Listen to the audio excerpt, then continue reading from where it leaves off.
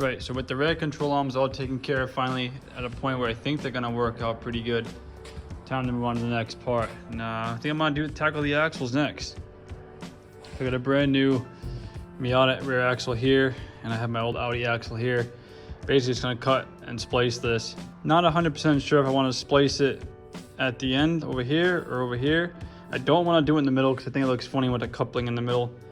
And like I did on Mini Rick, I just favored one end. Now, this being older, I am gonna reuse the Audi, the CV joint back here. I'll just clean it up a bit. I'll pull it completely apart and re-grease it.